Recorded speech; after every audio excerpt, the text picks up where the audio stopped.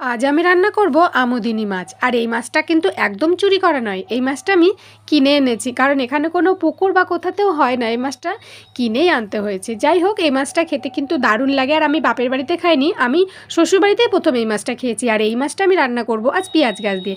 তার জন্য পেঁয়াজ, রসুন আর লঙ্কাটাকে ভালো করে আমি বেটে নেব। আর আমার শাশুড়ি মা মাছগুলোকে ভালো করে কেটে ধুয়ে পরিষ্কার পরিচ্ছন্ন করে দিয়েছে।